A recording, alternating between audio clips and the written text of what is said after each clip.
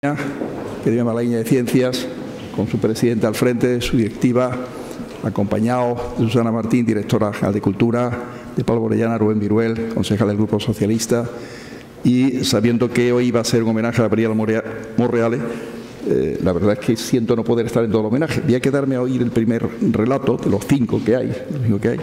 Sé que hay luego una segunda parte con la presentación del libro sobre Gabriela, su vida y su tiempo, ¿no?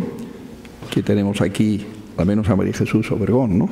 Que está presente aquí en la sala.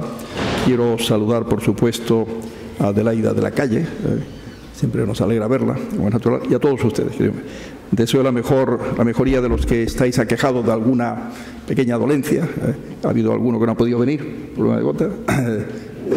Nuestro amigo Federico Soriguer anda ahí luchando con una lumbalgia que el otro día hace unas reflexiones muy simpáticas y oportunas en una tribuna de las que él tan lúcidamente desarrolla y escribe. Y como es natural, voy a dejar enseguida la palabra al presidente vuestro, ¿no?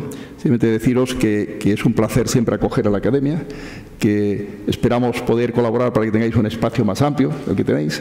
Ahí hay algunas ideas en torno al edificio de calle Nosquera, que tratamos de que sea compartido no solamente por la asociación que actual está allí, la fundación llamada Los Comunes, llamada La Invisible, sino otras entidades, instituciones, una de ellas la vuestra, tan digna y tan necesitada de espacio. Hay más en Málaga que también lo necesitan, y yo espero que esto sea entendido por todos y sobre todo restauremos la seguridad en ese edificio. Pero no es eso lo que debe ser el objeto de hoy, sino la figura de Gabriela Monreale, esta química italo-española, vamos a decirlo así, que tuvo tanta importancia en el desarrollo de la endocrinología, como precursora que fue, que me recordaba nuestro amigo Orellana cómo tuvo una importancia muy grande en el famoso prueba esta del talón para el diagnóstico precoz de cualquier tema de posible deficiencia en materia de menor capacidad.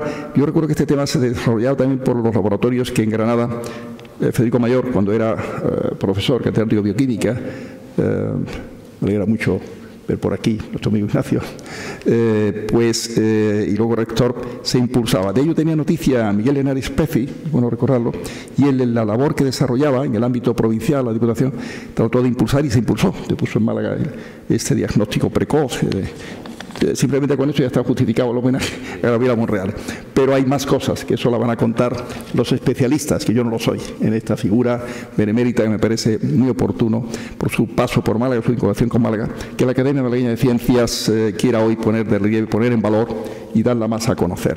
De modo, querido presidente, yo te doy la palabra y después del primer relato desapareceré. Tengo otros temas que desgraciadamente la gente me ha comprometido, no solo en Málaga, y me complican la vida enormemente esta tarde. Un abrazo muy grande a todos, queridos. Bienvenidos, bienvenidos.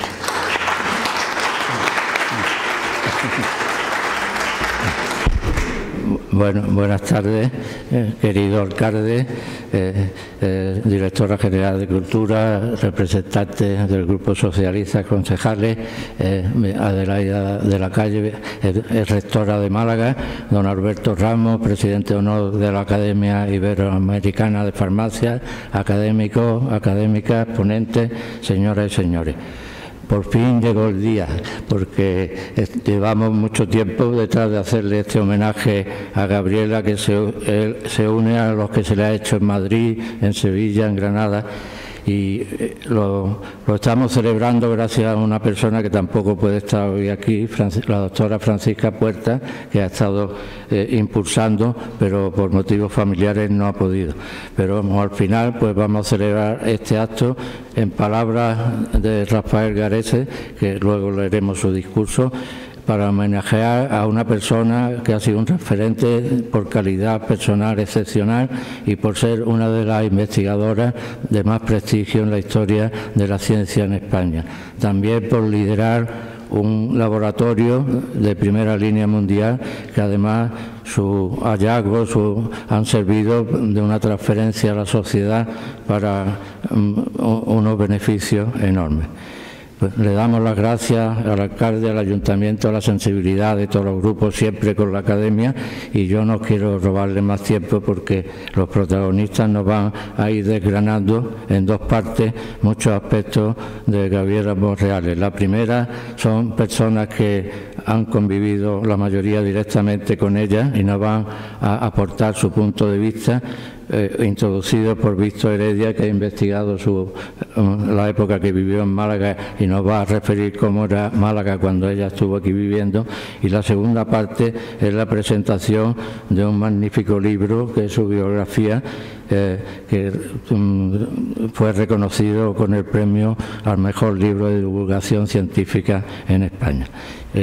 No le robo más tiempo, tiene la palabra Víctor Heredia, profesor de Historia, para hablarnos de la Málaga a la que llegó Gabriela.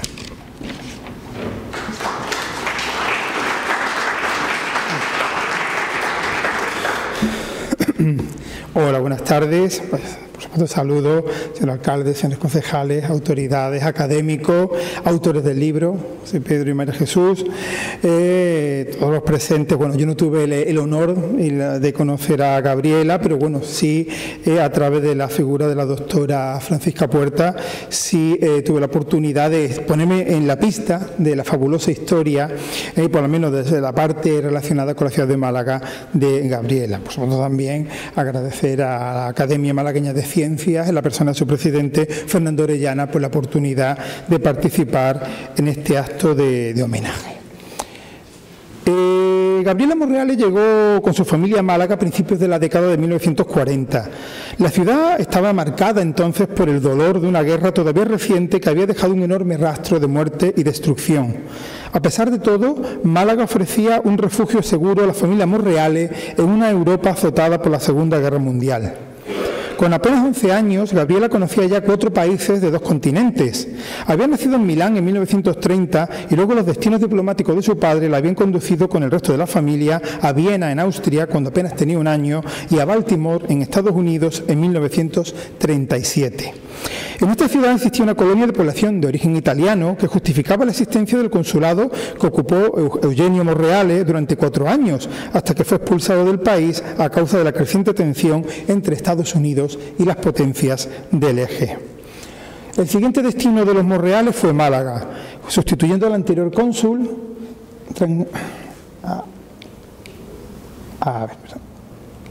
Sí, bueno, tiene vida propia. Aquí tenemos, bueno, sustituyendo al anterior cónsul, Tranquillo Viganchi, quien se había convertido en un destacado personaje de la sociedad local. No hay que olvidar que la tradicional presencia de familias de origen italiano en Málaga y que en la ciudad había varias empresas de esa nacionalidad, como la exportadora de aceite Minerva, Moro, Maestroni o la compañía de comunicaciones Italcable, ubicada en el Perchel. La etapa malagueña de Gabriela se prolongó entre 1941 y 1947, cuando se trasladó a Granada para iniciar sus estudios universitarios, y tuvo continuidad con estancias de periodos vacacionales y especialmente con su boda con Francisco Escobar, celebrada el 1 de agosto de 1953 en la iglesia parroquial del Sagrario. La ciudad a la que llega Gabriela con su familia estaba llena de viudas, huérfanos y familias rotas por la guerra. En febrero de 1937, la caída de Málaga en manos de las tropas nacionales había cambiado el signo político bajo el que vivían los malagueños y había marcado el comienzo del duro camino de la expatriación para muchos. La desbandada fue una de las mayores tragedias de la guerra civil y aunque algunas personas regresaron, fue el comienzo del exilio para miles de ellas. Otras miles estuvieron recluidas en campos de concentración y en prisiones por motivos políticos y morales, o simplemente como represalia por ser familiares de huidos o perseguidos. Los tribunales imponen duras sanciones que iban desde la pérdida del trabajo a castigos económicos en forma de multas e incautaciones de bienes. Pero era la suerte de los condenados a muerte. Pero nadie había podido escapar al dolor y al sufrimiento. El 3 de diciembre de 1941, cuando ya Gabriela vivía en la ciudad, se realizó el traslado a la cripta de una de las capillas de la catedral de los restos de 1.100 personas asesinadas en los primeros meses de la guerra. Llegaron años difíciles después de los duros momentos de la guerra. El aislamiento internacional y la política autárquica impidieron el acceso a bienes de importación necesarios para el desarrollo de la producción agraria e industrial. El racionamiento de alimentos, las altas cifras de desempleo y los bajos salarios convivían con el mercado negro, el extraperlo, en el que se podía comprar de todo si se tenía el dinero suficiente para pagarlo. Fueron los años del hambre. La reducción de la productividad agraria obligó al régimen a recurrir a las importaciones de trigo argentino, especialmente en los años de la gran sequía de mediados de la década de los 40. Por el puerto de Málaga llegaron a entrar hasta 50.000 toneladas de trigo anuales y en algunos casos llegó hasta el doble. La actividad industrial se redujo, también condicionada por el sistema intervencionista de cupos de materias primas, la obsolescencia tecnológica y los problemas de suministro eléctrico. La empresa industrial más destacada de la ciudad seguía siendo la textil industria malagueña, que daba trabajo a 1.200 personas. Le seguían importancia la cementera de La Araña, la fábrica de abonos de la Unión Española de Explosivos y de Cros, la BERS, Ciudad BERS, y la fundición de plomo de Los Guindos, que pueden ver en la foto. En aquellos momentos el poder estaba concentrado en la figura del gobernador civil, auténtico enlace entre el gobierno central y las diferentes instituciones de la provincia. El partido único, el movimiento, controlaba la prensa, la propaganda, los sindicatos y los organismos de encuadramiento como el auxilio social, la sección femenina y el frente de juventudes.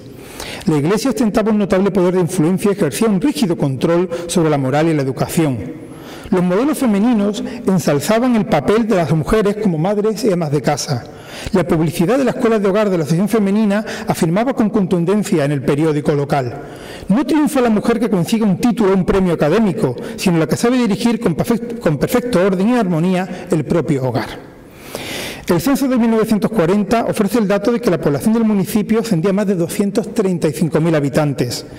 El crecimiento demográfico de la década de los 40 fue relativamente moderado y al final de la misma la ciudad ya tenía 275.000 habitantes.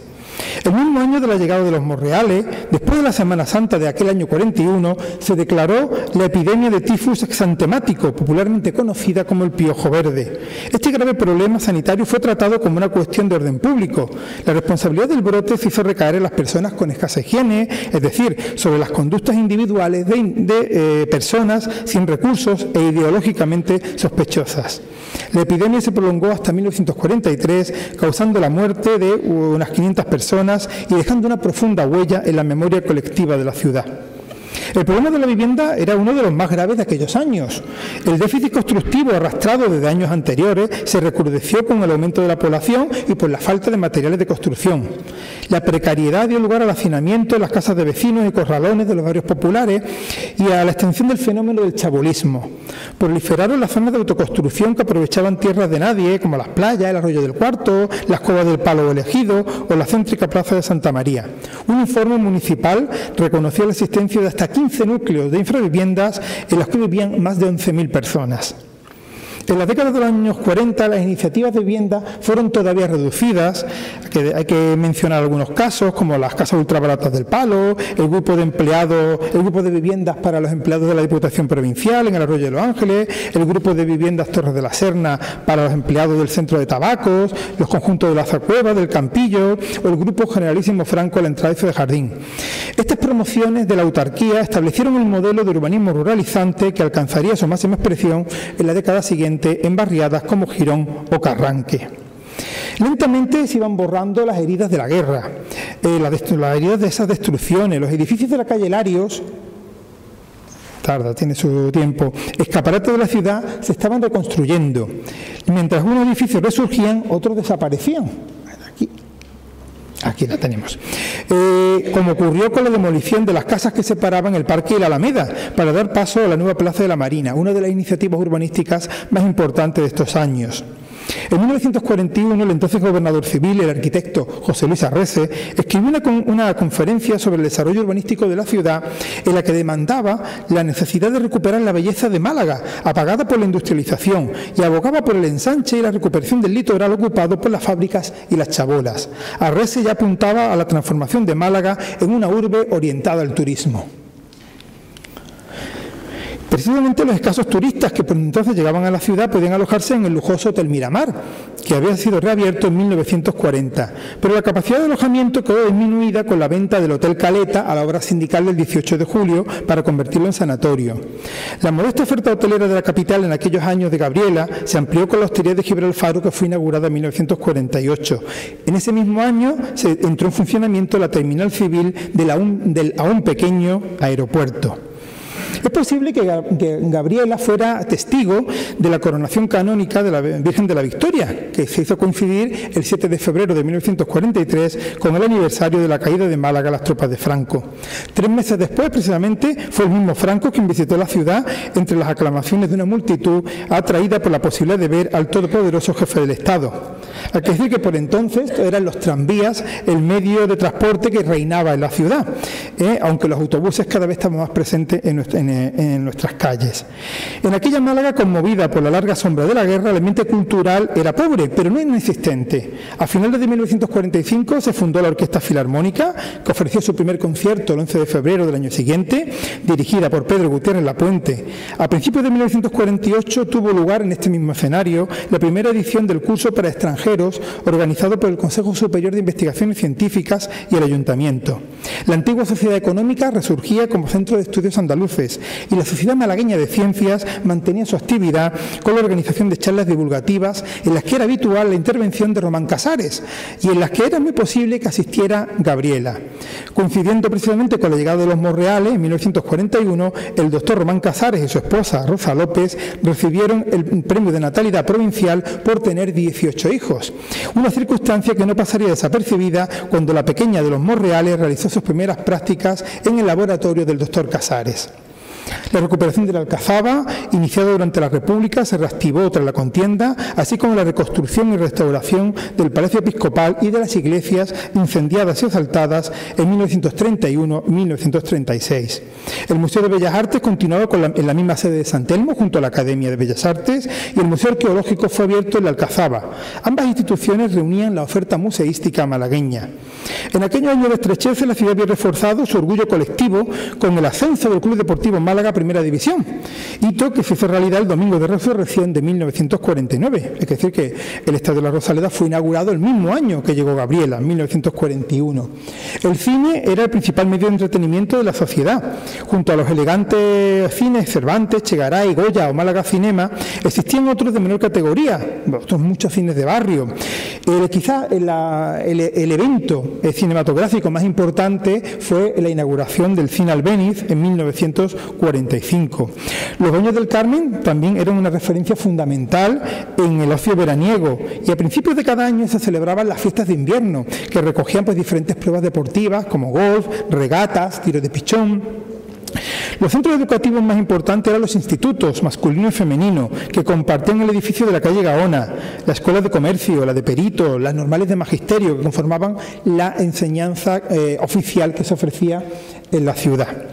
La enseñanza estaba dominada por los colegios privados religiosos, San Agustín, Marista, San Estanislao para los varones, la Asunción, Esclavas, Sagrada Familia o la Presentación para las niñas. La formación profesional estaba representada a su vez por la institución sindical Francisco Franco y las escuelas de la Ave María, cuyas respectivas sedes fueron inauguradas en 1947. La familia Monreales de Castro llegó a Málaga entre final del verano y el otoño de 1941. Las hijas menores, Mariolina y Gabriela, fueron matriculadas en el Colegio Alemán, ubicado en una villa del Limonar. Era un centro con mucho prestigio en aquellos momentos y además las niñas ya hablaban alemán, contaban con esa ventaja, ya que habían residido en Viena en los años anteriores. A finales del curso 43-44, Gabriela se examinó en el Instituto Femenino de la asignatura de los 4 primeros cursos del bachillerato. Aquí están una de las actas, uno de los nombres que aparece con todos, 10, todas las notas que tiene son 10, es el nombre de Gabriela, es una acta correspondiente al Colegio Sagrada Familia. con esta foto de Gabriela, con 14 años, extraída de su expediente académico, cuando ya era estudiante del Colegio de la Sagrada Familia, del Camino Nuevo. Ojalá hago la solicitud a los responsables de ese centro a que investiguen el paso de esta ilustre alumna por sus aulas, que no sean reticentes a ello, ¿no? Entonces, por mi parte, no quiero terminar sin aprovechar esta oportunidad para solicitar, como ya han hecho otras personas presentes en esta sala, que la ciudad de Málaga tenga un recuerdo permanente de esta gran mujer de la ciencia española, ya sea en forma de nombre de calle, placa o monumento. Gabriela, sin duda, se lo merece. Muchas gracias.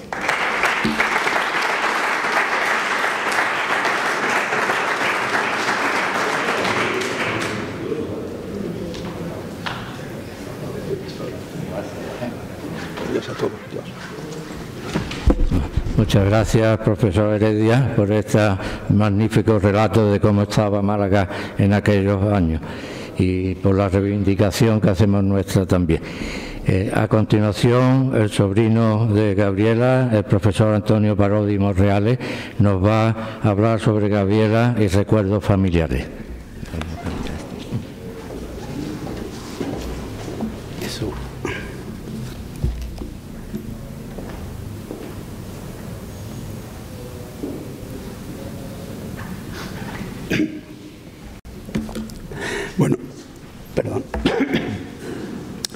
Bueno, muchas gracias a todos por venir.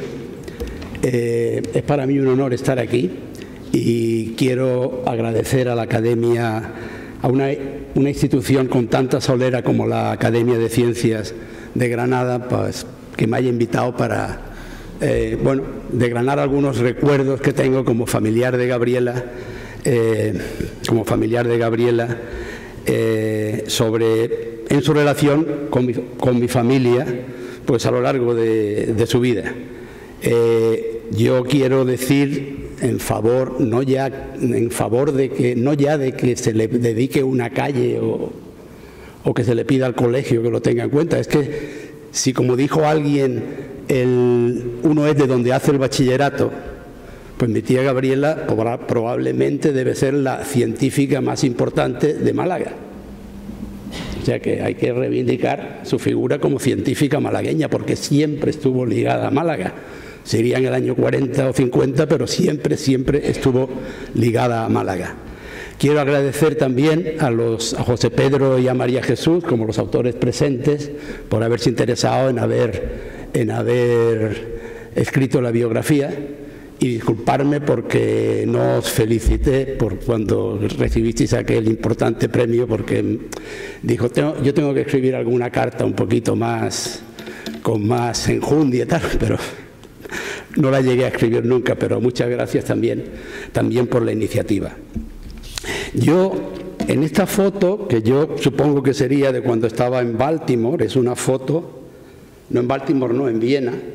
Es una de las primeras fotos y siento que no haya estado, es una foto que ha aparecido después de que hicieras el libro, porque es una foto muy bonita. Y ahora, ¿cómo sigue esto? Aquí está con mi madre. Esta foto, yo soy el sobrino de Mariolina, yo soy el sobrino de Gabriela, pero aquí está con... Parece que no sé utilizar esto.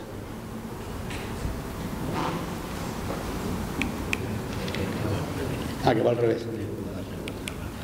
Vale.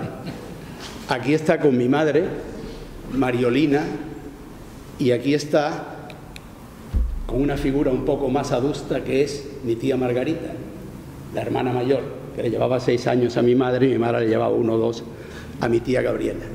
Es importante, desde mi punto de vista, es importante ver la sonrisa de mi tía, porque esa sonrisa la va a conservar a lo largo de su vida. Es decir, esta es una foto que es un poquito más mayor, creo que es cuando se va a Granada. Que es cuando se va, el año en que se va a estudiar a Granada, y esa misma sonrisa yo creo que la conserva también en esta foto con mi tío Paco. se sigue manteniendo a lo largo de toda su vida esa sonrisa que es la sonrisa de una persona muy bondadosa, muy cariñosa, siempre lo fue. Y eso, pues, desde el punto de vista no científico, ¿no?, pero desde el punto de vista de la personalidad, yo creo que es casi la característica más relevante de mi tía Gabriela. Fue una persona que siempre tuvo abierta su casa o sus casas a toda la familia, amigos de la familia, y nosotros, pues, cada vez que íbamos a Madrid, pues obviamente nos quedábamos allí, nos quedábamos con ellos con el tiempo que fuera, etcétera, etcétera. Fue una persona de un cariño intenso, es decir, es una persona que cuando se preocupaba, cuando se interesaba por algo tuyo, es que llegaba un momento que se interesaba por lo tuyo mucho más que tú, y se volcaba en ayudarte en lo que fuera. Al mismo tiempo era una persona muy humilde, recibió muchos reconocimientos a lo largo de su vida, y me cuenta mi hermana Pino, en uno de esos momentos en que estaba conviviendo con ella en Madrid, que fue algún tipo de acto de homenaje o que le daban algún premio, que le decía Antonio Gómez Pan, que fue un colaborador suyo: mira, fíjate que está roja, está colorada, está nerviosa, parece que no, que como que quiere un poco escabullirse, no estar ahí, como irse, no ser la persona más relevante y más importante de este acto en este momento. Le llegaron a hacer, me parece que doctora honoris causa por la Universidad de Alcalá de Henares, y no nos enteramos ninguno de la familia. Entonces ya mi madre tomó cartas en el asunto, y ya se preocupaba mi madre de enterarse de todo para estar siempre en cualquier tipo de acontecimientos en que mi tía Gabriela fuera honrada de alguna forma. En esta bonita foto que aparece aquí, que fue una foto que apareció en un dominical del Mundo, está con mi tío Paco. Mi tío Paco, su marido, que estuvo con ella toda su vida, pues, estuvo con ella toda su vida colaborando científicamente, quizás en un segundo plano, aun siendo él también un gran científico. La ayuda esa de mi tío Paco a mi tía Gabriela se puede considerar desde dos puntos de vista, el positivo o el negativo, porque llegó un momento que mi tío Paco ayudaba a mi tía Gabriela prohibiéndole trabajar. Cuando llegaba el fin de semana, voy a poner caso verídico, real, etcétera, etcétera.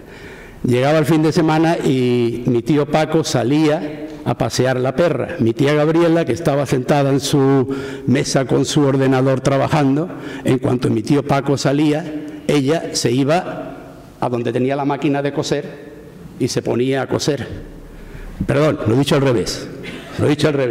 Ella estaba en la máquina de coser o leyendo una novela, y cuando mi tío Paco se iba al ordenador a trabajar. Y cuando volvía mi tío Paco con la perra ladrando por la escalera, automáticamente se iba a coser, porque cosía, o a hacer ganchillo. Ella se hacía sus propios vestidos, los vestidos con los que ustedes las vean en las fotografías, en los congresos, etcétera, etcétera, se los hacía ella también. Cuando mi tío Paco salía con mi hermano Eugenio, que se iba al Escorial y pasaban el día fuera, era la felicidad completa de mi tía Gabriela, porque tenía todo el domingo entero a su disposición para estar trabajando. Mi tía Gabriela siempre estuvo ligada a Málaga, siempre, porque mi tía Gabriela obviamente venía a Málaga en verano, venía a Málaga en Navidades, venía a Málaga en Semana Santa para ver a mis abuelos. Y ya cuando mis abuelos faltaron, ella siempre estuvo muy ligada a mi madre, siempre, toda su vida. Siempre estuvo muy ligada a mi madre. Perdón, esto es... Aquí pongo otras dos fotografías suyas. Vaya. Otras dos fotografías de mi tía Gabriela. Otra vez, perdón, es que no sé manejar esto. mi tía Gabriela con mi madre, aquí en la esquina derecha, y allí con mi tía Margarita. En la foto de la izquierda, pues una afición que compartieron ellas siempre. Leían mucho, se intercambiaban los libros, se aconsejaban libros, etcétera, etcétera. Puedo decir de aquella época que compartían ambas un odio cordial hacia mi tía Margarita, porque mi tía Margarita era una persona muy formal, etcétera, etcétera, y se pasaba el tiempo diciéndole a la nonna, a mi abuela Emilia, que no daban un palo al agua. Y según mi madre, efectivamente eso era así. Sacaba todo 10, pero no daba un palo al agua. A mi madre le fue un poco peor, pero a mi tía Gabriela no dar un palo al agua no le afectó para nada. La relación con mi madre es lo que le hizo mantener ese contacto todo el tiempo, toda su vida, porque siempre acababan viniendo a Málaga a pasar, pues, temporadas más o menos largas. Cuando venían a Málaga, pues era como si para mi tía Gabriela cambiara radicalmente su vida, porque aunque se traía un poquito de trabajo, mi tía Gabriela entonces se dedicaba con mi madre pues a salir de compras, a mirar el Corte Inglés, a ir a la peluquería, a ir un poco de la presión esta investigadora de que es, digamos, en la que se movía en Madrid permanentemente, pues aquí se relajaba totalmente. Yo recuerdo, pues no lo sé, recuerdos personales míos era salir por el centro de Málaga con mis tíos, con mi madre, y yo creo que había una librería en Málaga, que puede ser la Ibérica en Calle Nueva. Pues le gustaba mucho visitar la librería Ibérica en Calle Nueva y comprar libros, y allí fue donde me compró a mí mi primer libro de Tintín, que me impresionó mucho. Ya cuando íbamos por allí, pasábamos por allí, tío Paco, comprarme un libro de Tintín, y me compraron el libro de Tintín. Venían aquí en verano, le gustaba mucho ir al Peñón del Cuervo a bañarse, le gustaba mucho ir a un terreno que le llamaban La Finca, que era un terreno entre la Cala del Moral y el Rincón de la Victoria, donde había una torre vigía de estas, y entonces ella cuando era pequeña iba con sus padres y con sus hermanas, iban allí y decían vamos a la finca, iban a la finca, se daban paseos por allí, etcétera, y eso lo volvíamos a hacer nosotros con ellas cuando venían por aquí.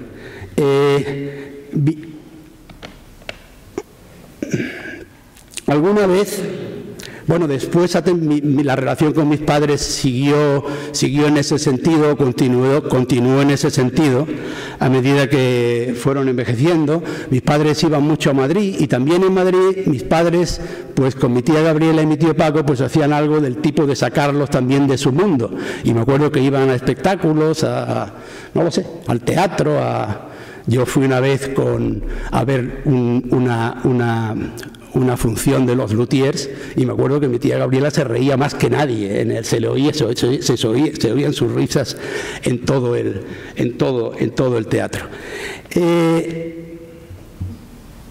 Alguna vez también viajé con ella a Italia, porque ella viajaba a Italia todos los veranos a ver a sus padrinos. Sus padrinos eran los tíos Héctor y Gabriela. Héctor es el nombre que tiene mi primo Héctor, ¿de acuerdo? Y cuando íbamos allí pasaba yo un mes con ella, y entonces a lo mejor ya se portaba yo me portaba un poco peor, ella se portaba más como una madre, porque me castigaba y me ponía mala cara por cualquier mal comportamiento que yo hubiera tenido. En el libro no ha llegado al libro digamos, su faceta deportiva. No tenéis nada de la faceta deportiva de mi tía Gabriela.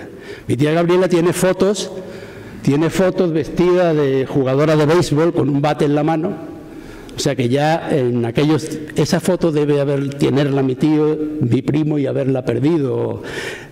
Ya en aquellos entonces, en los años 30, en un colegio de monjas de Baltimore las chicas jugaban al béisbol. La pesca. Ella también se dedicaba, ella también pescaba. Ahí en la pesca quizás se manifestase un poco la determinación y la ambición de los grandes científicos. Porque mi tía Gabriela no dejaba de pescar hasta que no tuviera más truchas que nadie. Y allí, cuando se acababa la jornada de pesca, mi tía Gabriela tenía que salir con más truchas que nadie, si no, no se iba.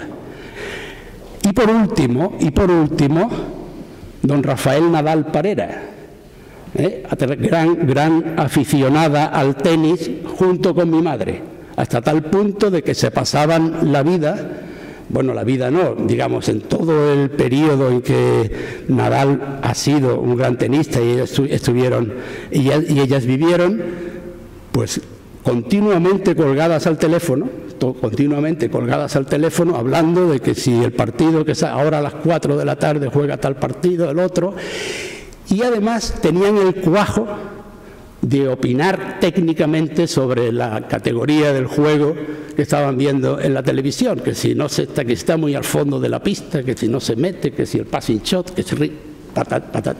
Es una demostración palpable de su españolidad.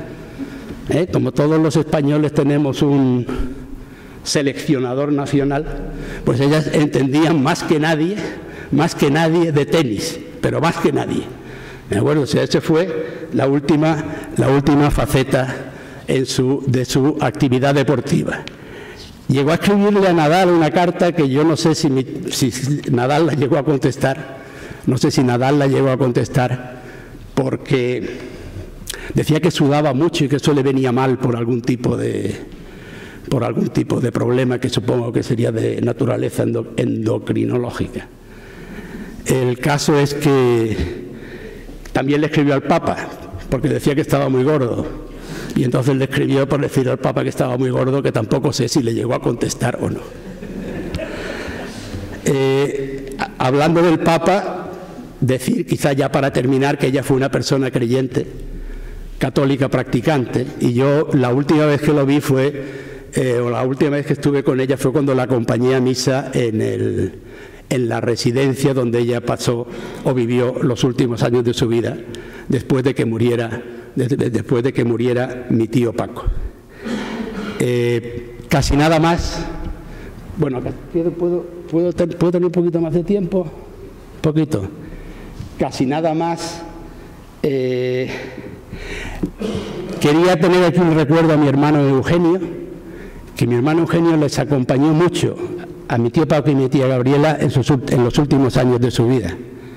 Y siempre, pues, creo que ellos lo querían mucho, mi hermano los quería mucho a ellos, y estuvieron, ya les digo, muy unidos.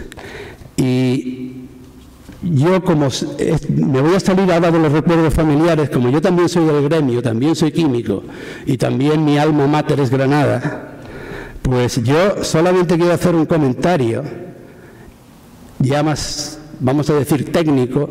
Esta es la tesis doctoral de mi tía Gabriela, que es una tesis doctoral que se hizo en un departamento de química inorgánica, ¿de acuerdo? Un departamento de química inorgánica, donde estudió una reacción química, la reducción del cerio más por arsenito, catalizada por ioduros.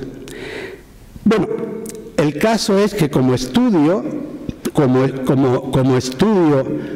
químico-físico de una reacción, bueno, aquí tenemos las tablas que se hacían a máquinas antes de que existiera el Excel, pero como estudio físico-químico es un estudio muy bueno, donde en el que se llega a la conclusión de que los ioduros,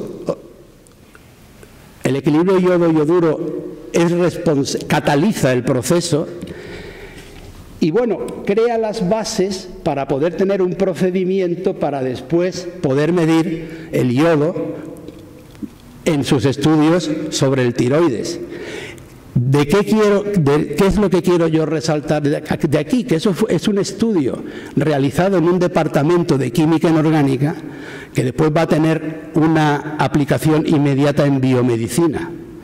Y eso es lo que 30, 40 o 50 años después se empezó a decir que era investigación multidisciplinar. O sea que ya estaba haciendo en los años 50 en la Universidad de Granada ese tipo de investigación. Y para dejar aquí alguna espina, diré que lo que era lo que no tenía que hacer nunca uno con ella era montarse en el coche con ella. Es decir, aquello era peligrosísimo, ¿de acuerdo? Te llegó un momento en que mi tío Paco le tuvo que decir: se acabó, ya no te subes más en el coche. Bueno, y nada más. Muchas gracias.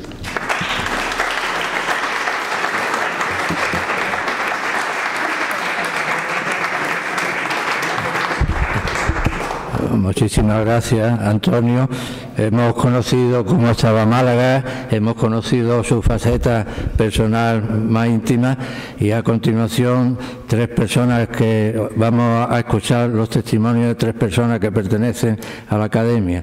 En primer lugar, el profesor Rafael Garese, rector de la Autónoma hasta hace muy pocos meses, que también trabajó con Gabriela Monreales, nos ha enviado un discurso que iba a leer, pero a última hora no ha podido venir por un imprevisto, y nuestro académico Eduardo Conejo va a proceder a la lectura del testimonio de Rafael Garese sobre Gabriela Monreales y la Universidad Autónoma de Madrid.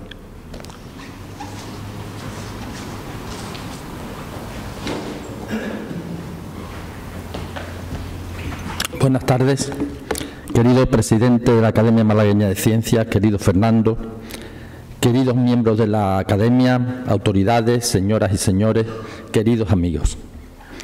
Es para mí un auténtico privilegio participar en este acto de homenaje de la Academia Malagueña de Ciencias a la profesora Gabriela Monreales de Escobar, una de las científicas más relevantes de nuestro país, muy ligada a nuestra ciudad, Málaga. Mi relación con Gabriela es doble, emocional y profesional. Emocional porque desde que era muy joven había oído hablar de Gabriela. Parte de mi infancia y juventud transcurrió en Pedregalejo y me pasaba muchos ratos con su sobrino Antonio en la casa de mis padres, Las Brisas, una magnífica mansión muy cerca de la playa. Antonio me había hablado muchas veces de su tía científica, Gabriela, que había estudiado el bachillerato en Málaga, la licenciatura de Ciencias Químicas en la Universidad de Granada, había realizado una estancia postdoctoral en Leiden, Holanda, y trabajaba en el Centro de Investigaciones Biológicas, el CIB, del Consejo Superior de Investigaciones Científicas en Madrid. Aunque no lo recuerdo, es posible que hubiera coincidido con ella varias veces en casa de su hermana María, madre de Antonio, que vivía en la misma calle que yo. Lo que sí recuerdo es que cuando terminé la carrera de farmacia en Granada en el año 1975, me fui un par de meses con mi mujer Mari Carmen, entonces novia y compañera de clase, a Newcastle, al norte de Inglaterra, y fue allí donde decidimos casarnos. Y fuimos precisamente a Newcastle en parte debido a la doctora Monreales. En aquella época trabajaba allí uno de los colaboradores de Gabriela, el doctor Gómez Pan, que había acogido a Antonio unos meses antes. Fue precisamente Antonio el que nos puso en contacto con Gómez Pan y nos fuimos a Newcastle, donde realizaba también su etapa postdoctoral otro querido compañero de la Universidad Autónoma de Madrid, que nos dejó siendo aún muy joven, el profesor Manuel Ortiz de Landázuri. Gabriela, sin saberlo, había sido una parte importante en nuestras vidas.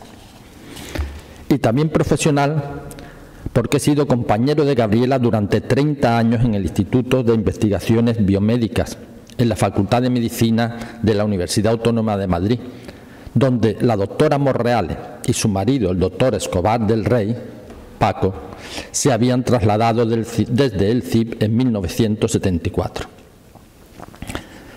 Cuando a finales de 1976 me incorporé al Instituto de Enzimología, dirigido por Alberto Sols, un joven y brillante científico también del CIB, que se había hecho cargo de la docencia de la bioquímica en la Facultad de Medicina de la Universidad Autónoma de Madrid, fui rápidamente a saludar a Gabriela, la tía de Antonio, que junto a su marido Paco ocupaban un amplio laboratorio en el Departamento de Anatomía. Alberto Sols y Gabriela impulsaron unos años después la creación del Instituto de Investigaciones Biomédicas, un centro mixto de la Universidad Autónoma de Madrid y del Consejo Superior de Investigaciones científica que está ubicado en el campus de medicina de la universidad. A partir de ese momento mi relación con Gabriela ha sido de profunda admiración y de amistad. Mucho más teniendo en cuenta que Mari Carmen realizó la tesis doctoral bajo su dirección, en la época en que se estaba poniendo a punto la técnica de detección del hipotiroidismo congénito en recién nacido, todavía con un gran componente artesanal, y en la que Paco, que era médico, desempeñó un importante papel. Durante casi 30 años, Gabriela ha sido una científica del Consejo Superior y también de la Universidad Autónoma, porque toda su trayectoria se ha desarrollado en la Facultad de Medicina, de la que era profesora honoraria. Me gustaría destacar 3 aspectos relevantes de ella. El primero es que ha realizado contribuciones científicas de una gran trascendencia e impacto social. Aunque en la actualidad el término investigación translacional se ha incorporado a nuestro vocabulario, antes no se hablaba de ello, y sin duda Gabriela fue una precursora de la investigación translacional en endocrinología. Ya en su tesis doctoral demostró, mediante determinaciones precisas de yodo en agua y orina, que la incidencia del bocio en las alpujarras estaba estrechamente ligada a la deficiencia de aquel elemento. Más tarde llevó su investigación a la deprimida comarca de las Urdes, y recuerdo perfectamente los viajes que realizaba Paco en su propio coche con jóvenes doctorandos para realizar una investigación de campo, tomar las muestras necesarias y obtener los datos que luego serían analizados cuidadosamente con Gabriela y su grupo. La introducción de la sal yodada en nuestra alimentación es una consecuencia de estas investigaciones. Bien, no me extiendo en otros hitos de enorme relevancia, ya que se hablarán de ello a lo largo de la tarde por personas más cualificadas que yo, como la puesta a punto de la determinación de hormonas tiroideas en sangre de recién nacidos, la conocida prueba del talón, o la demostración que la placenta transfiere hormonas tiroideas de la madre al feto desde etapas precoces del embarazo. Todos estos hitos han tenido un enorme impacto en salud pública. El segundo aspecto es que ha sido una auténtica maestra, en el sentido profundo de la palabra, y formó una importante escuela de endocrinólogos experimentales. Muchos de ellos han desarrollado carreras científicas muy brillantes, y creo que se puede afirmar con rotundidad que la endocrinología de nuestro país, y muy concretamente la endocrinología molecular española, que tan espectaculares logros ha obtenido, le debe mucho a la doctora Morreale, y en especial a la primera etapa del grupo que se formó en la Facultad de Medicina de la Universidad Autónoma de Madrid: Juan Bernal, Ana Aranda, María Jesús Obregón, Pilar Santiesteban, Ángel Pascual, Ana Pérez Castillo o Alberto Muñoz, que son solo algunos nombres de esta brillante generación de científicos. Serían los Gabrielitos, si hacemos una comparación con el nombre de Margaritos, con el que se conoce cariñosamente a los discípulos de Margarita Salas. El tercer aspecto es su excepcional talla humana. Gabriela tenía siempre palabras cariñosas para todos.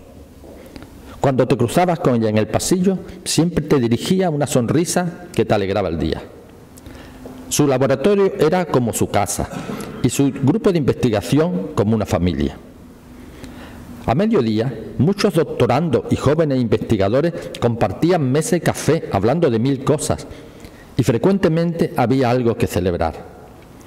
Sus dos técnicos de toda la vida, Socorro Durán y María Jesús Presas, eran para ella y Paco como sus hijas. Siempre que entraba en su laboratorio, había una gran actividad y se respiraba un ambiente de cordialidad y cariño, y todo envuelto en una extraordinaria humildad. A pesar del reconocimiento nacional e internacional a la relevancia de su trabajo, a pesar de la multitud de premios recibidos, Gabriela seguía siendo muy modesta. No le gustaba dar conferencias y se ponía muy nerviosa cuando tenía que hablar en público. Yo hablaba frecuentemente con ella y con Paco, especialmente en la etapa que se trasladaron al laboratorio B16 del Departamento de Bioquímica, que estaba enfrente del mío. Frecuentemente me decía: Rafa, mi trabajo ya no le interesa a nadie, ahora solo interesan los receptores nucleares, la regulación de la transcripción y cosas así.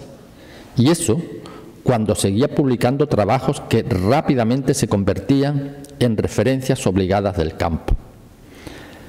Lo que más le sacaba de su estado de calma era la desesperante burocracia y el tener que convencer pacientemente a los políticos de las medidas necesarias que había que poner en marcha en salud pública como consecuencia de su investigación.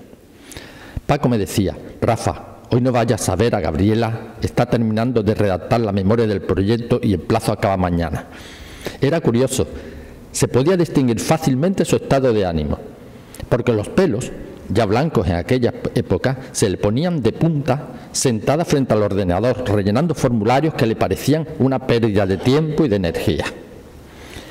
Gabriela siempre firmó sus publicaciones como Gabriela Morreale de Escobar, algo que hoy se vería incluso políticamente incorrecto.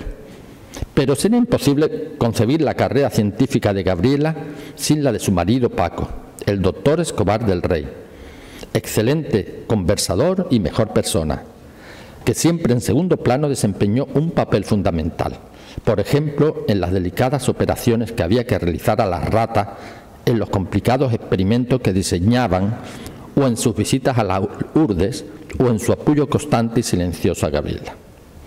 Para mí, la doctora Morreale de Escobar es y será siempre un referente, una científica y una persona excepcional. La receta de su éxito, muy sencilla: bondad, inteligencia y persistencia. Ninguna dificultad hizo nunca desanimarse.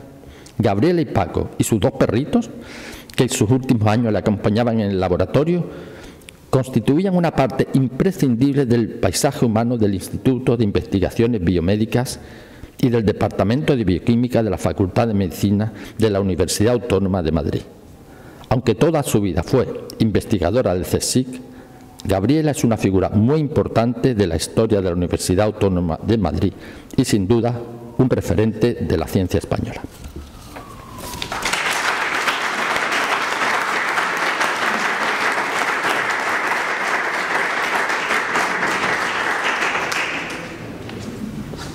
Muchas gracias, Eduardo, por poner voz a estas magníficas palabras que nos ha enviado Rafael Garese. Nuestra también académica correspondiente, la profesora Magdalena Ugarte, nos ha enviado una breve carta porque no ha podido acudir por temas familiares sobre Gabriela y el laboratorio, en el que relata su encuentro histórico con ella. La doctora Encarnación Fontao, secretaria general de la Academia, va a leer esta carta.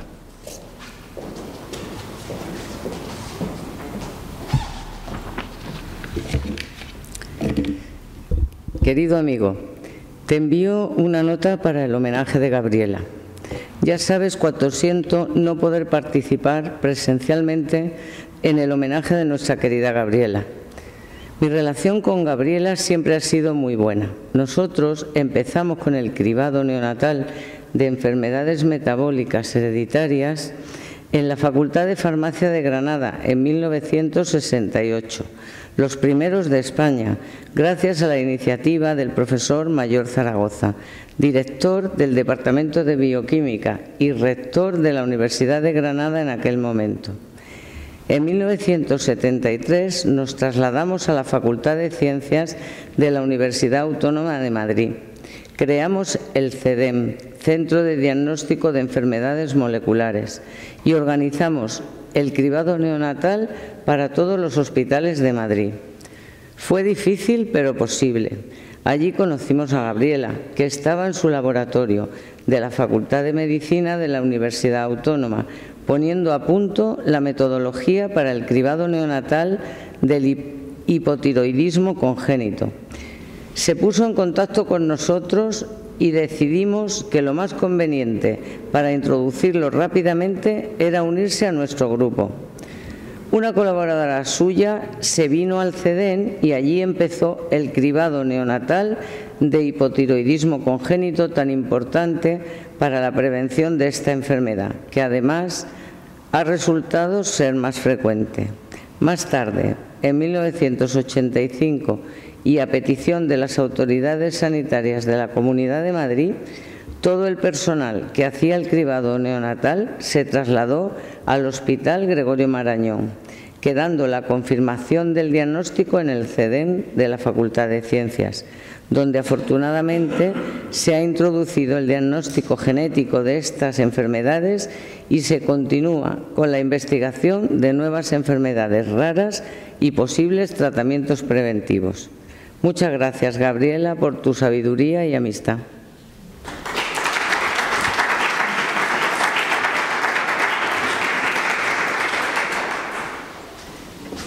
Y para cerrar este primer bloque de intervenciones, nuestro académico de número, el doctor Federico Soriguer, nos va a hablar sobre Gabriela, recuerdos de un joven clínico.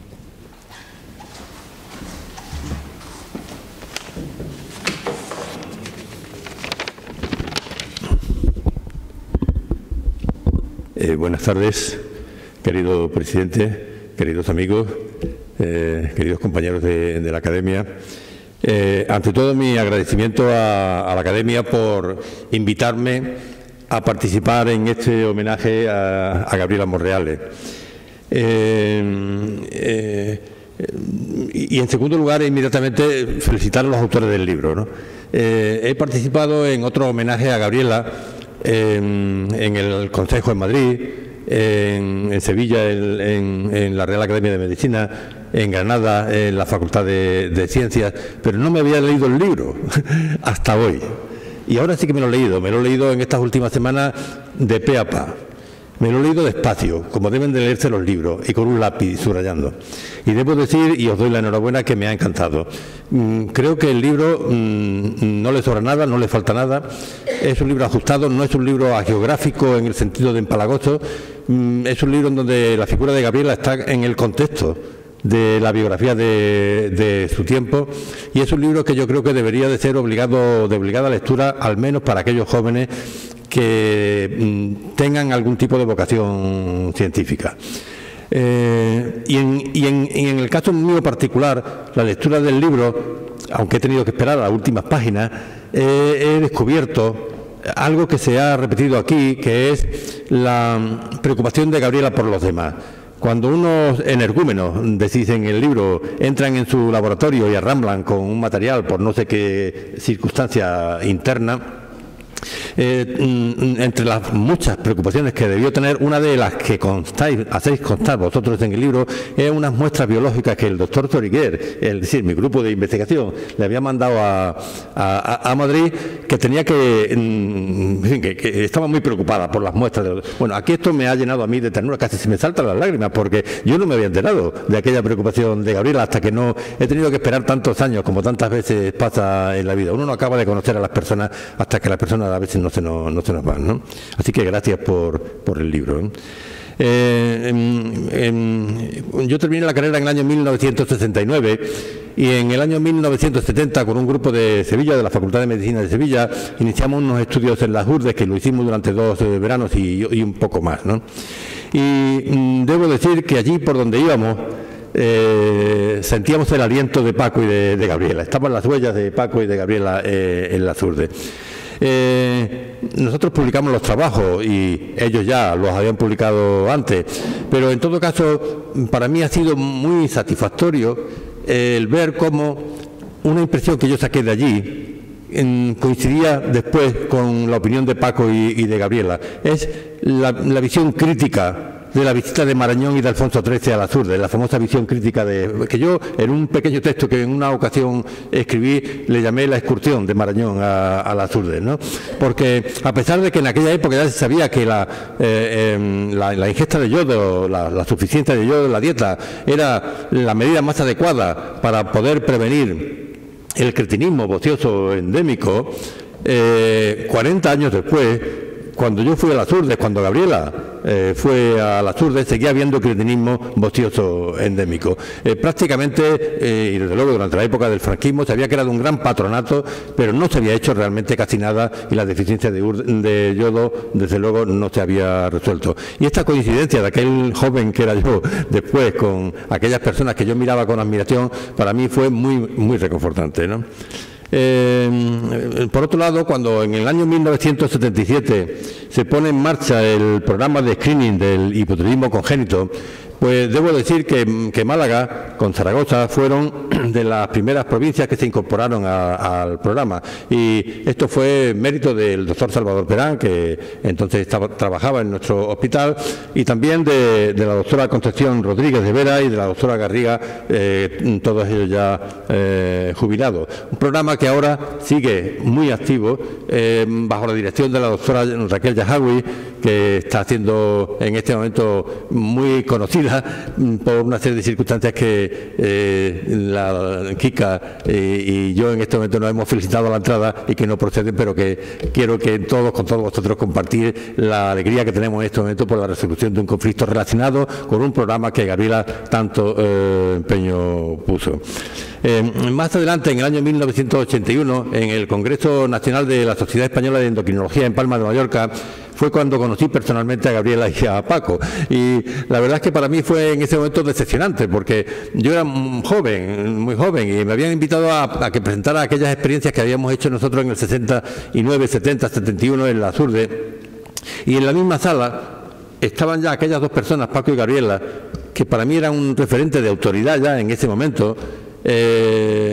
Presentaban la primera comunicación y yo presentaba la última, y yo no comprendía cómo aquellas dos personas tan importantes para mí podían estar con aquel entusiasmo, parecían residentes presentando una comunicación, y este fue el primer ejemplo que me dieron, que dos personas que para mí eran tan importantes, líderes ya de un área de conocimiento tan importante, estaban allí ellos como dos becarios, como dos residentes, con la misma ilusión que cualquier joven. Desde luego, seguramente Gabriela, tan nerviosa como estaba yo, seguramente, pero sobre todo para mí fue una decepción, porque cuando terminan Gabriela y Paco de presentar la comunicación se salen, y yo estaba, aunque muy nervioso, deseando que me escucharan y se salen porque tenían otra comunicación seguramente en otra sala. Pero aquella decepción la solucioné yo rápidamente, con una cierta audacia. A la salida de la sala me fui a buscarlo, estuve hablando con ellos, y desde ese momento comenzó una colaboración entre un clínico ocupado, un clínico de la Seguridad Social, un clínico ocupado, un endocrinólogo ocupado y dos investigadores como Gabriela y Paco, que enseguida me abrieron sus puertas y sus conocimientos, ¿no? Desde luego, Gabriela, que por aquellas épocas llegó a ser presidenta de la Sociedad Española de Endocrinología, había creado un grupo de trabajo, el grupo de trabajo de trastornos por deficiencia del yodo, al que yo inmediatamente me incorporé, y conmigo otros muchos clínicos de España. Y fue un grupo extraordinario, porque fue un grupo multidisciplinar, auténticamente multidisciplinar. Había básicos, había clínicos, endocrinólogos, había médicos de atención primaria, había farmacólogos y así pues, diferentes ginecólogos después, diferentes disciplinas, que todos nosotros estábamos complotados en torno a una idea en que Gabriela nos había transmitido la llama sagrada, que era la importancia de que en España se consiguiese la yodación universal de la sal, ¿no? Empeño en el que Gabriela murió sin haberlo conseguido, diré adelantando un poco el terreno, pero todos estábamos allí.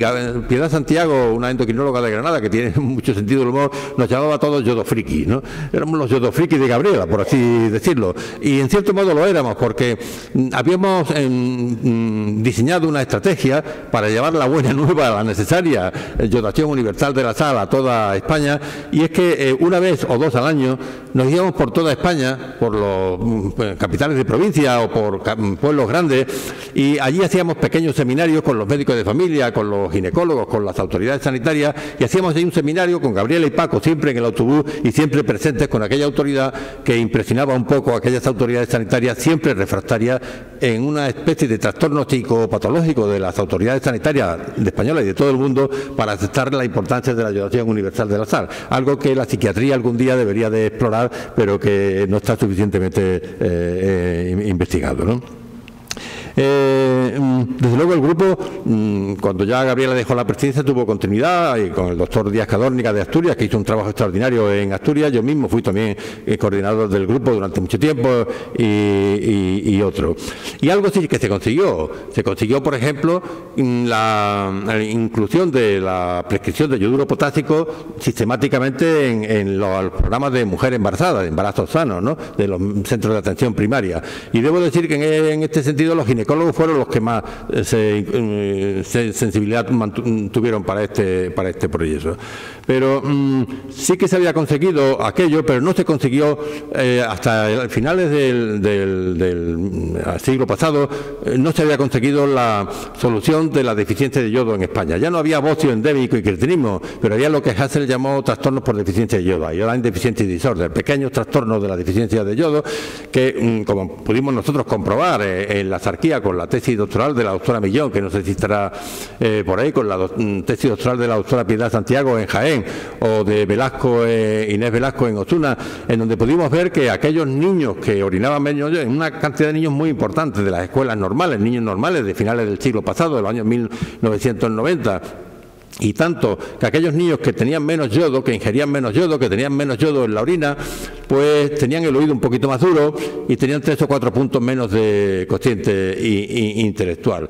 Si esto le unen ustedes que ese niño se ponía en la última fila, ya puede, o que tenía, pues ya pueden darle explicaciones a algunos déficits de atención escolar de estos niños que se hubiera solucionado solo con la ingesta de yodo. Sin embargo, fijaros que estoy hablando de ayer, de finales del siglo pasado. Sin embargo, cuando entra el siglo XX, en 10 años, en España se soluciona la deficiencia de yodo. Fue un acontecimiento inesperado para todos, para la propia Gabriela, lo hablábamos mucho, ¿no? Y no se solucionó porque se hubiese iniciado en España un programa de yodación universal de la sal, como Gabriela y todos los que le acompañábamos estábamos trabajando. Se solucionó porque los veterinarios decidieron aumentar la cantidad de yodo en los piensos de las vacas, ¿no? Y de ahí el yodo pasaba a la leche, y en España los niños tomaban mucha leche, siguen tomando leche. La leche es un alimento que toman los niños y también la población adulta, y en muy poco tiempo, y estos fueron unos trabajos que hicimos con Gabriela. Gabriela había estudiado la composición de la leche en el año 1980 y tanto, y nosotros lo estudiamos con ella en el año 2005 o 2008, no recuerdo exactamente, y pudimos ver cómo en muy poco tiempo la concentración de yodo en la leche había aumentado más de 100 microgramos, que era casi más o menos la cantidad de yodo que había aumentado en la orina de los niños, que se había pasado de una mediana de 105, 110, que estábamos en el límite de la yododeficiencia estandarizada por la ONU, se había pasado a 200 microgramos por litro en los niños. En España ya no había deficiencia de yodo y todo el mundo se puso a aplaudir. Y entonces aparecen unos nuevos personajes. Cuando se soluciona la yododeficiencia, y no fue precisamente por el Espíritu Santo, pues se soluciona la yododeficiencia, aparecen unos nuevos protagonistas que son los epidemiólogos.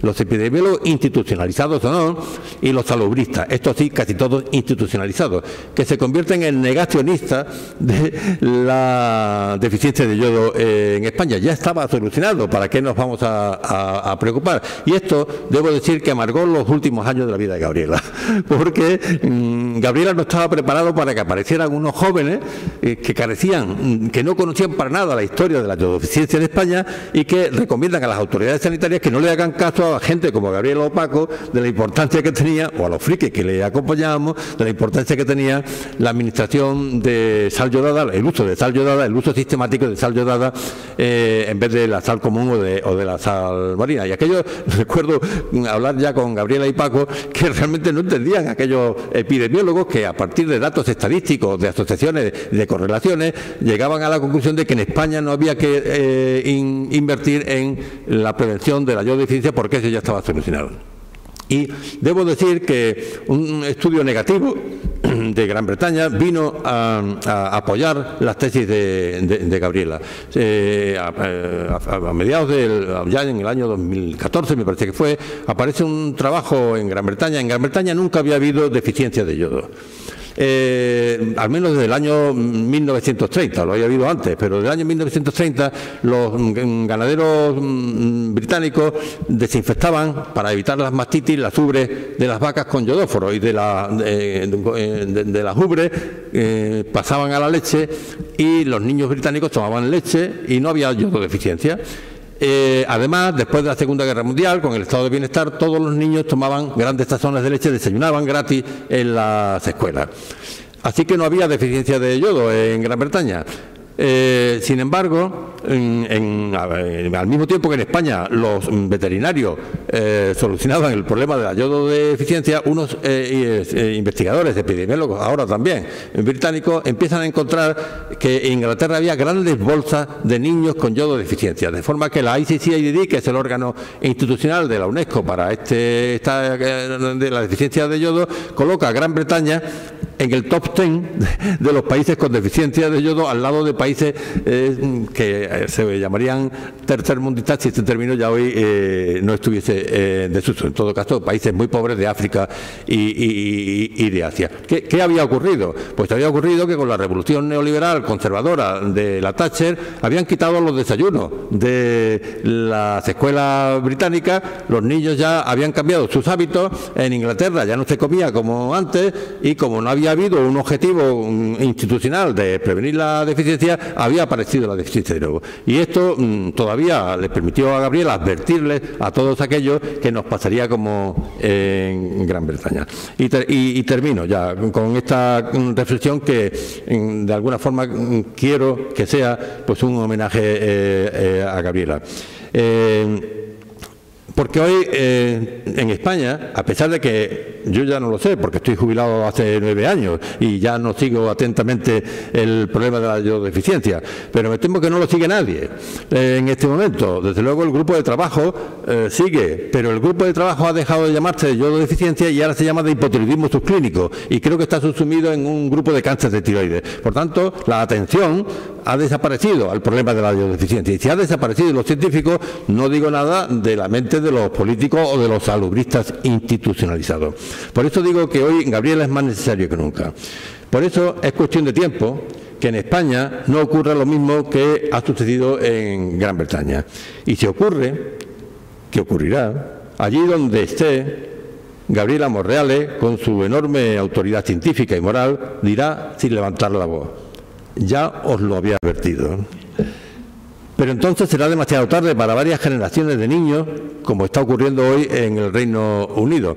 Por eso Gabriela siempre, en muchas ocasiones, en algunas de sus revisiones, gustaba referirse a un poema de Gabriela Mistral, la gran poeta chilena, premio Nobel en los años 40, que tenía un poema precioso que no voy a recitar porque me llevaría un poco de tiempo, pero que sí que nos recordaba a todos que el futuro de los niños es hoy, no puede ser mañana. Y nada más. Muchas gracias por tu atención.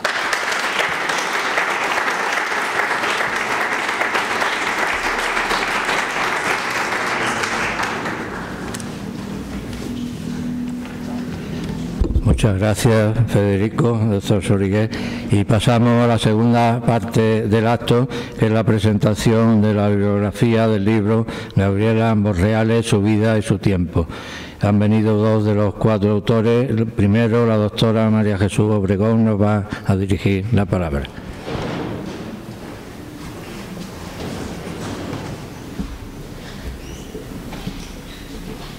Buenas tardes a todos. A ver. Tengo parte del trabajo hecho porque muchas fotos y muchas cosas que iba a presentar pues ya se han hablado de ello de una forma o de otra y de esta forma pues bueno, intentaré señalar las cosas que no se han dicho. Bueno, en primer lugar agradecer a la Academia su generosidad por esta invitación, al Ayuntamiento y a en fin, a todos los que nos han acogido aquí. Y bueno, sin más preámbulos empiezo. Esta es la portada del libro que se ha escrito. La verdad es que a veces me siento un poco avergonzada de no haber sido yo la promotora de este libro, porque yo fui acogida por Gabriela durante años y años, y realmente cuando terminé la carrera ella me acogió de una forma generosísima, porque yo pensaba entrar en otra institución, en la Fundación Jiménez Díaz, y se me rechazó porque no estaba en la lista de prioridades, y entonces fui deambulando en el CIB por varios. A mí me gustaba hacer algo relacionado con la biomedicina, y alguien me presentó a Gabriela, y Gabriela, con una generosidad increíble, me dijo: mira, me tengo que ir a un congreso, pero yo te escribo esta noche una memoria y te firmo la memoria. Total, que me dieron la beca, y allí, eso fue en el año 71, y bueno, pues prácticamente toda mi vida he estado muy ligada a ella. El libro tiene 4 capítulos. Este para avanzar. Tiene el primer capítulo, habla de sus años hasta la universidad. El segundo, sus años desde que hizo la tesis a Leiden, cuando estuvo en su estancia postdoctoral en Holanda, y el tercero ya cuando ya fue a Madrid, y el cuarto ya pues toda su trayectoria, digamos. A ver. Aquí presento a los padres de Gabriela. Para Gabriela la familia fue fundamental, un punto fundamental. Esta foto ya se ha presentado. Son las... esto es así, ¿no? Para señalar, ¿se señala aquí? Ahí, sí. Las hermanas de Gabriela, Mariolina, Margarita, que era un poco como su institutriz, digamos. Y presenta el microscopio. Gabriela siempre se refería al microscopio de su madre, con la que ella jugaba. Bueno, a ver si me aclaro. Jugaba con... pues no, cuando era pequeña. Y esto es un poco lo que ya se ha hablado: su educación primero en Viena, en Estados Unidos, y en Málaga, y que estudió aquí en el Colegio Alemán y revalidando sus estudios en el Gaona, y su trabajo también en el laboratorio de análisis, porque ella se empeñó en que tenía que trabajar, aprender cosas del laboratorio cuando era realmente una niña. Después, los años de universidad en Granada, que Paco siempre contaba que le llamaban la niña electrón.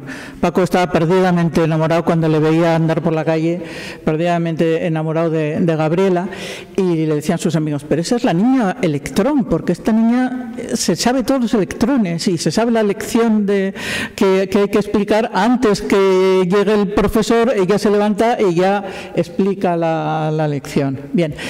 Esto es una cosa que Paco siempre contaba, la niña electrón, ¿no? Y bueno, la tesis doctoral de Granada, que ya Antonio nos ha presentado aquí, bueno, a mí me parece una maravilla de elegancia en términos de medir yodo. Realmente no está midiendo el producto de una reacción, sino cuánto catalizador hay, el yodo, que es el catalizador de la reacción. Y ese método fue el que le abrió las puertas en Holanda. El profesor Querido se interesó por esta medida que hacía Gabriela. Esta foto aquí es del laboratorio de Ortiz de Landázuri, donde está Paco y Gabriela. Y he de decir que los estudios de la universidad los acabó en 4 años con premio extraordinario, y así era todo. O sea, si era el bachiller, era la universidad, era etcétera, ¿no?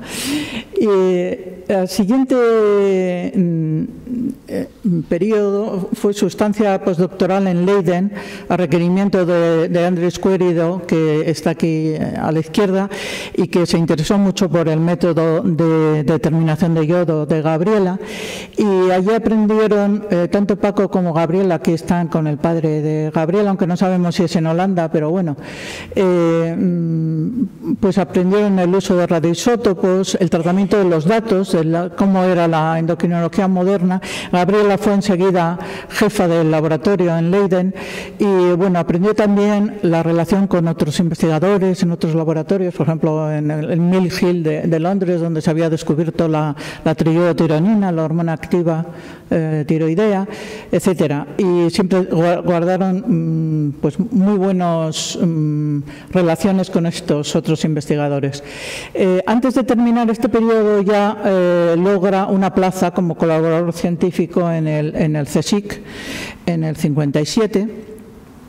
Y ahí empiezan, en cuanto vuelven de Holanda, empiezan sus primeros años de investigación, que enseguida empezaron a presentar cosas. Veis que bueno, se instalaron alrededor del principio de los 60, en el 65 ya estaba presentando una conferencia en el Congreso Internacional de Tiroides en Roma, en el 65.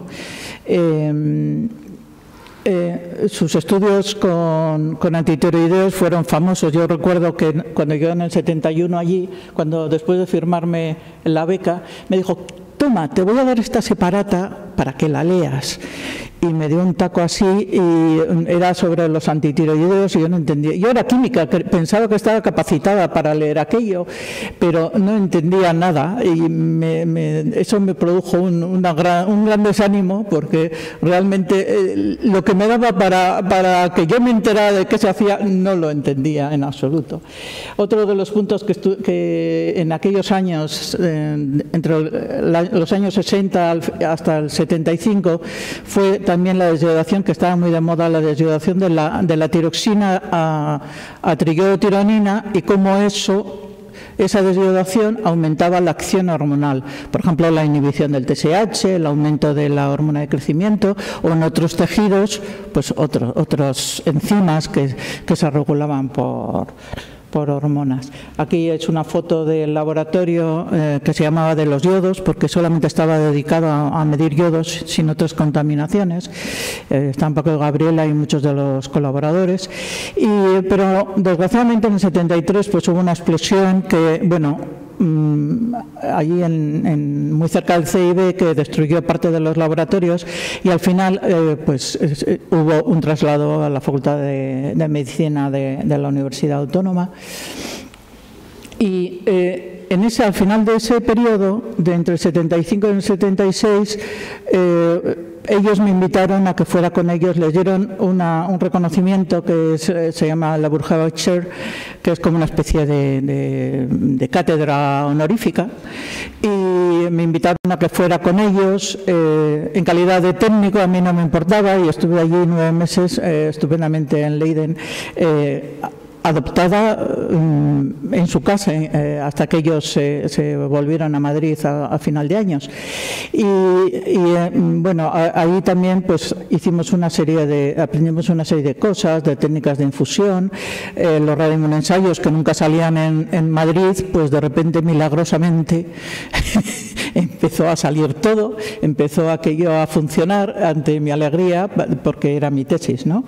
El medir la tiroxina y triiotironina con alta sensibilidad para poderla medir en tejidos pequeños, en tejidos fetales, en tejidos muy pequeños como la hipófisis, etcétera. Y luego también quiero señalar que ahí se barajó mucho las diferencias entre el hipotiroidismo congénito y el cretinismo neurológico, porque Querido había estado en Java, en Papúa Nueva Guinea, etcétera, y había visto muestras claras de un hipotiroidismo que no era el hipotiroidismo congénito de siempre, sino que le llamaban cretinismo neurológico, que eran fallos que se producían muy temprano, por los fallos que se veían muy temprano durante la gestación.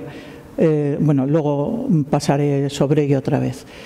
Bien, a partir de la vuelta de Leiden, en la Facultad de Medicina y también, bueno, por ejemplo, con gente de aquí de Málaga, de Zaragoza, en paralelo, pues se comenzó la detección del hipotiroidismo congénito en recién nacidos y primero con un estudio piloto. Y a partir del 77 pues ya se amplió a pues los hospitales más cercanos que teníamos, el Hospital de la Paz, etcétera. Y se vio enseguida que el tratamiento temprano de los niños hipotiroideos con T4, si se empieza tempranamente, pues se evita el retraso mental.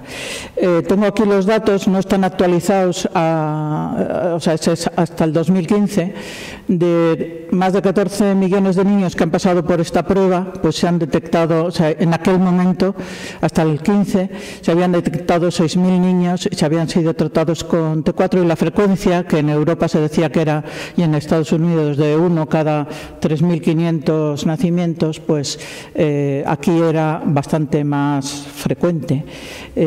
Bueno, aquí, por supuesto, o sea, no puedo...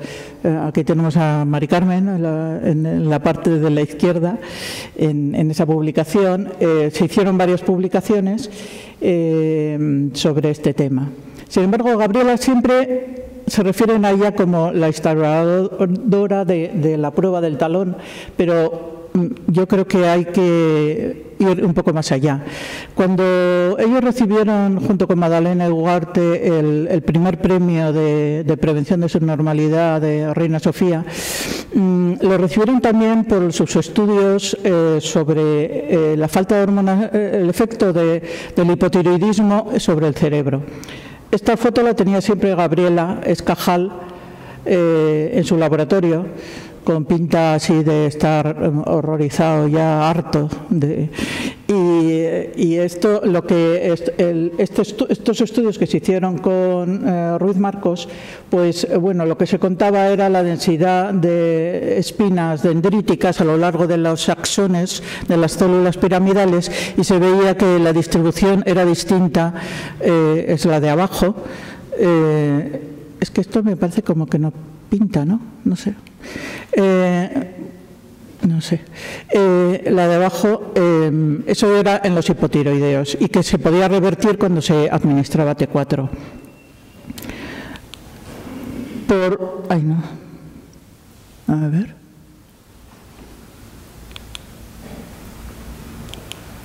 Aquí.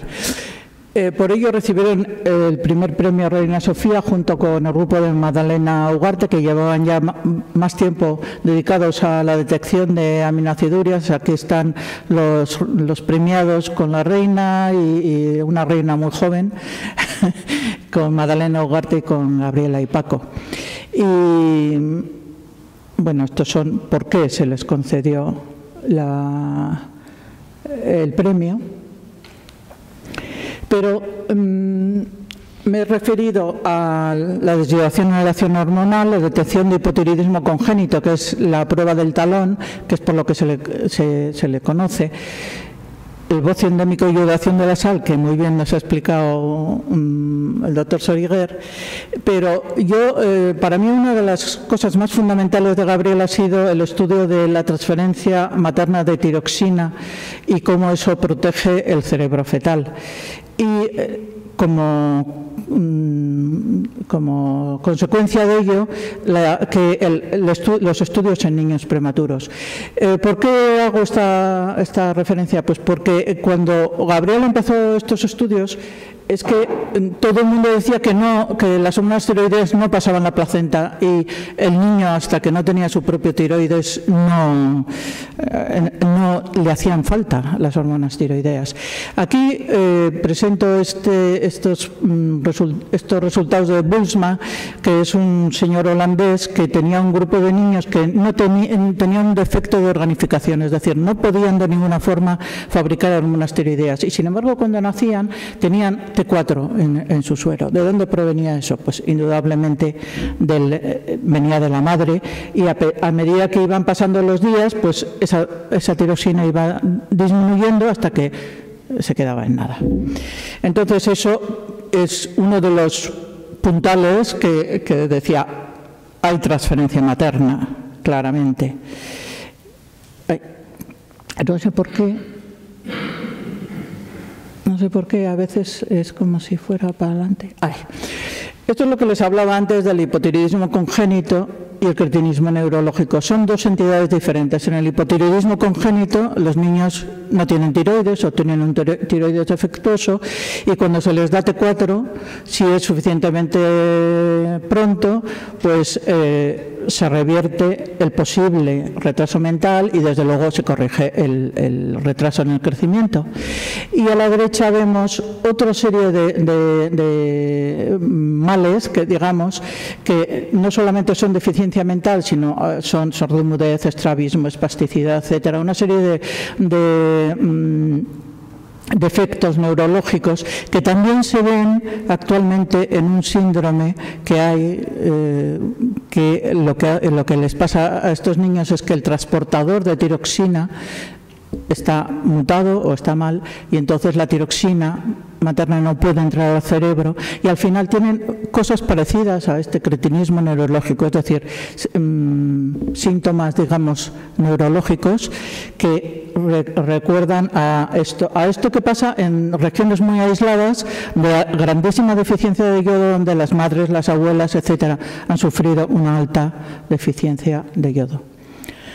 Y esto es un poco el resumen, no solamente cuando empieza el tiroides fetal, sino antes, en el primer trimestre de la gestación humana, pues hay transferencia materna durante la gestación. Y aquí, bueno, participa también yo en un estudio que hicimos, en un estudio multicéntrico europeo, donde se midieron las concentraciones en esta primera etapa en fetos humanos, y se vio que efectivamente el feto tiene concentraciones de hormonas tiroideas muy tempranamente, antes de que empiece a funcionar su tiroides, el tiroides fetal. Es por ello que, bueno, aquí hay muchísimos estudios de Gabriela sobre el cerebro que me es imposible, en fin, explicitar aquí, pero paso a decir, muchos de ellos han sido realizados con el doctor Verbel, o con especialistas que miran, por ejemplo, la migración de la célula glial, etcétera, una serie de esto, pero son estudios muy esto, y me hubiera llevado otra media hora el explicarlos. Entonces, simplemente me ciño aquí a las implicaciones, que son, durante el embarazo, la vigilancia de la tiroxina materna, durante el embarazo, evitando su hipotiroxinemia y la deficiencia de yodo. Y en niños prematuros, pues también como la contribución materna queda cortada en los prematuros, pues también proporcionarles yodo y hacer un seguimiento del estado tiroideo de estos niños. Estas ya son fotos de colaboradores en distintas épocas, en el Congreso de Newcastle, en el laboratorio B16, cuando estaba en la UAM, y con otros colaboradores holandeses ahí a la izquierda, o en un simposium Merck en Sevilla. Y de Gabriela decían que hacía colección de premios, pero la verdad es que creo que todos eran pocos para su talla. La verdad es que se ponía y lo hacía, que eso es una cosa que a mí me parece que da una pereza espantosa, presentarse a este tipo de... Pero bueno, recibió estos premios y otros muchos más. Aquí presento el de Severo Ochoa, el de Gregorio Marañón, etcétera, y otros tantos que recibió durante su vida. Esto es a lo que se refería de cuando se le dio el honoris causa en la Universidad de Alcalá de Henares. Y un recuerdo aquí es una foto que le saqué en Uppsala después de un congreso a Paco y Gabriela, o en el laboratorio. Realmente la dimensión de esta mujer, no solamente como científica, sino como persona, pues es en fin, de altísimo nivel. Ha habido una serie de homenajes a Gabriela que fueron interrumpidos por la pandemia, pues no solamente los de su institución, el Central, sino también las Reales Academias de Medicina en Madrid, de Sevilla, un simposio que se le dedicó en la UAM. Nosotros presentamos este libro que venimos a presentar hoy aquí, en la Residencia de Estudiantes en el 79, en las sociedades de tiroides europea y americana, en la Facultad de Ciencias y aquí. Y para terminar, quería recordar algunas cosas. Por ejemplo, en Madrid hay una calle que se llama Doctora Gabriela Monreale. Hay un instituto en Leganés también que se llama Gabriela Monreale. La Comunidad de Madrid pues aprobó que un área de investigación del Hospital Puerta de Hierro, eso es el hipotético, cuando se remoce el antiguo Hospital Puerta de Hierro, pues llamarle bajo la adscripción de Gabriela Monreale, y lo mismo en nuestro instituto, llamarle Sols Monreale, pero que tampoco todavía se ha hecho ver. Y aquí a la derecha pues es el día que nos dieron el premio al libro en Madrid. Y nada más.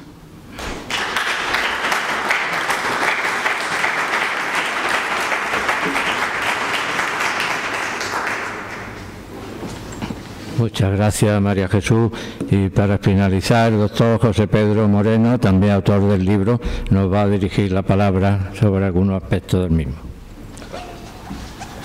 Buenas tardes, señoras y señores, señor presidente, autoridades académicas y políticas, amigos todos, muchas gracias por venir, muchas gracias por su paciencia y por la atención que están poniendo. Como esta ya es la última ponencia, pues voy a intentar no extenderme demasiado. Este es el libro. Han hablado de él varios de las personas que me han precedido, y este es el libro que escribimos hace unos años, que nos llevó un montón de tiempo, y quisiera contarles simplemente pues 4 o 5 curiosidades sobre él. Si soy capaz de mover esto, porque ya he visto que no es tan sencillo. Se atasca, bueno. No, si no lo he intentado todavía. Ahí para abajo. Bien, aquí ven la portada. ¿Cómo comienza el libro? ¿Y por qué escribir este libro? Pues fue una casualidad. La vida a veces tiene casualidades que uno no espera. Gabriela era una gran científica, pero no la conocía fuera de su entorno de investigación prácticamente nadie. Entonces yo leí este texto, que es una carta que escribió al diario El País Carlos Vargas Escobar, que es un familiar de Paco y por tanto también de Gabriela. El texto dice lo siguiente: con motivo de la muerte de Johan Cruyff, el mundo del deporte, auxiliado por los medios de comunicación, ha hecho una campaña eficacísima para ensalzar la figura del futbolista. No seré yo quien cuestione sus méritos. Solo quiero constatar que unos días antes que Cruyff murió un español, andaluz, que formando equipo científico con su mujer, dedicó su vida a la investigación, trabajando en las zonas más deprimidas de España, donde la enfermedad del bocio era endémica, hasta averiguar su causa y buscarle remedio. Por eso, hoy sabemos que todas las mujeres gestantes deben consumir sal yodada para evitar ciertas plagas en sus hijos. También gracias a ellos se implantó en España y en el mundo la prueba del jalón que hacemos a nuestros hijos. Pero los medios de comunicación no han tenido un espacio en sus portadas para ensalzar la figura de estos héroes, a los que tanto debemos, y por eso todos los niños querrán ser Johan Cruyff y no Francisco Escobar. Y la mayoría de niñas y niños no sabrán quién es Gabriela Monreale. No podrán emularla ni admirarla. Esta es la frase. Yo cuando leí esto me quedé realmente conmocionado, porque yo leo mucha prensa deportiva, tengo ese defecto, y sabía perfectamente quién era Johan Cruyff y todas sus habilidades.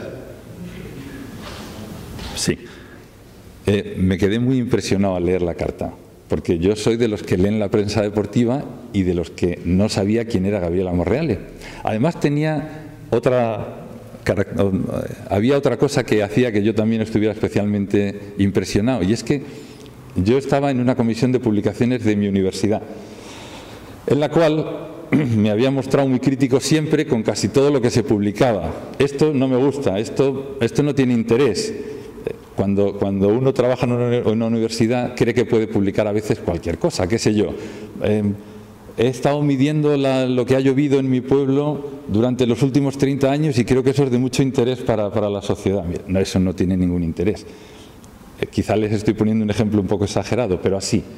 Y más de una vez mis compañeros de comisión me decían, bueno, di tú sobre qué es lo que hay que escribir. Y yo la verdad pues no sabía. Entonces leí esto, y cuando leí esto supe sobre lo que había que escribir. Había que escribir un libro sobre esta mujer. Tenían que crecer los niños y las niñas en este país sabiendo quién era esta mujer. Y de verdad que hoy, unos años después de haberlo escrito, me satisface mucho cuando algún colega, por ejemplo Federico, cuando ha dicho que le ha gustado el libro, realmente me he sentido bien, pero he pensado, no estaba escrito para ti, Federico, de verdad que me ha hecho mucha ilusión, tus palabras me han llegado y me he emocionado, pero a mí me gustaría que lo leyeran niños y niñas. Un día le dije a María Jesús, si andando los años yo tengo que ir un día al médico y por estas casualidades que hablas con el médico me dice la médico o el médico, pues yo me dediqué a esto porque leí un libro que, digo, en ese momento lo que hemos estado haciendo tendrá sentido. Bien, no me extiendo más, entonces sigo contándoles un poco la cosa. Ha sido bastante difícil escribir el libro, por muchos motivos. Primero porque la información no estaba disponible prácticamente. Gabriela, ya se ha dicho aquí, no era amiga de escribir sobre, ni de hablar sobre sí misma, ni llevaba un diario, por lo menos nosotros no lo hemos visto, ni hemos visto ninguna de sus cartas. Entonces, todo lo que hemos ido averiguando ha sido muy poco y gracias a que algunas personas nos han contado cosas, pero realmente escasas. ¿Qué estilo le hemos dado al libro? También era muy difícil esto porque nosotros queríamos que el libro fuese muy divulgativo y lo pudiese entender cualquiera, insisto, una niña o un niño. Pero también queríamos que la memoria de Gabriela quedase en su sitio y que en el libro apareciese lo que ella hizo. Y para que apareciese lo que ella hizo tendría que venir bien explicado, científicamente, con todos sus detalles, sin ahorrar ninguno. Y entonces, que sea algo que entienda la gente y que sea algo que tenga un valor científico grande, ese compromiso, eso no es fácil. Y ahí hemos discutido muchísimo y hemos peleado muchísimo, porque realmente no ha sido nada sencillo. Bien, la última cosa que quisiera decirles es que efectivamente no nos parecía interesante hablar solo de la figura de Gabriela si no la poníamos en contexto. Y hemos hablado mucho de la sociedad, de qué España se encontró, de quién era su padre, en fin, de todas estas cosas. En el libro, una de las cosas que más dolores de cabeza nos han producido han sido las imágenes. Las imágenes, que hay un montón de ellas, contiene 150. Hay algunas que son maravillosas, por ejemplo aquella foto que ya ha mencionado Antonio, esta de aquí abajo, que es de su expediente escolar, esta nos la proporcionó Víctor. En fin, hay muchas fotos. Para que una foto aparezca en un libro, no sé si ustedes saben que tiene que tener un permiso del autor. Muchas de estas fotos el autor ya estaba muerto y no se encontraba el autor. Y entonces ha habido que quitar muchas. Y buscar quién te daba permiso era realmente complicado. Y en algunos casos, algunas instituciones directamente no te daban permiso, si no les pagabas. Y nosotros no teníamos presupuesto para eso. Entonces ha habido muchas fotos que no hemos podido poner. En la siguiente pantalla les pondré algunas de las que no hemos podido poner. Pero en esta pantalla están las que sí hemos puesto. Por ejemplo, esta de aquí es una foto que en principio no nos quisieron dar. No, ustedes no tienen derecho a menos que paguen. Y ya me enfadé mucho porque no era la primera vez que nos lo decían y les dije, miren, Yo trabajo en un departamento de matemáticas y soy yo el que hace las fotos de los eventos. Y cuando me las piden de los periódicos, que pasa algunas veces, nunca cobramos, las regalamos. Solamente les pedimos que en el pie de foto aparezca nuestra universidad. ¿Por qué? Pues porque aquí nosotros no nos dedicamos a vender fotos, nosotros hacemos matemáticas, en mi caso. Se lo dije de una forma más o menos educada, pero muy seria, porque ya estaba muy enfadado. A las 2 o 3 horas llegó la contestación: publiquen la foto, por favor, muchas gracias. Lo que tienen que decir en el pie de foto es... Esa fue una victoria, pero por una victoria creo que debemos haber tenido como 30 o 40 derrotas de gente que nos ha dicho: si ustedes quieren poner la foto, paguen. Para que se hagan una idea, miren, por ejemplo, a mí me hubiera gustado mucho poner aquella foto de allí de la izquierda, que es la portada de un libro, porque en el libro hay muchas citas literarias que tienen que ver con lo que se está contando en ese momento. Y la novela de Tiempo de Silencio pues tiene mucho que ver, porque es un investigador, más o menos en la época de ellos. También es un investigador, si ustedes han leído la novela sabrán que es un investigador que investiga con ratas, se le mueren las ratas. Bueno, es una cosa un poco terrible, ¿no? Una tragedia en el Madrid de la posguerra. Entonces nosotros queríamos poner aquella portada, agradeciendo a la editorial Planeta la deferencia. La editorial Planeta dijo que nanay, que había que pagar. Pero miren, si vamos a poner una portada de su libro, esto es publicidad para ustedes. Habrá gente joven que lea nuestro libro y que diga: pues qué interesante, vamos a ir a este libro que no conocemos, Tiempo de Silencio. No, no, no, no, ustedes paguen y además nos hacen publicidad. Y claro, le dijimos: pues no, lo sentimos mucho, pero buscamos otra foto con ratones que estaba libre y no pusimos aquella. ¿Qué más cosas no hemos podido poner? Pues por ejemplo sellos. A mí me gustan mucho los sellos y me dan una idea siempre pues como de la época. Teníamos sellos de la época de Granada, teníamos sellos de cosas que tenían que ver con el bocio. Un montón de sellos. Escribimos al organismo correspondiente para que nos diera permiso. Nos dio el permiso. Pero cuando llegó la hora de someter el libro a la última verificación en mi universidad, dijo una persona del servicio jurídico: pues no sé yo si esto va a servir, porque claro, tenemos el permiso de la compañía, no sé cómo se llama ahora el organismo, la Fábrica Nacional de Moneda y Timbre, creo que es. Tenemos su permiso, pero no tenemos el permiso de los autores que hicieron los diseños de los sellos hace 60 años, o de sus herederos. Y si eso pudiera producirnos en el futuro... Pero ¿cómo nos va a producir nada si los dueños son los de la Fábrica Nacional y nos han dado el permiso? No hubo manera de convencer al servicio jurídico y hubo que quitar todas las fotos de sellos. Fue una cosa muy triste, realmente, muy triste. Me costó muchos disgustos, muchas peleas con la gente de mi universidad y al final pues no se pudo poner.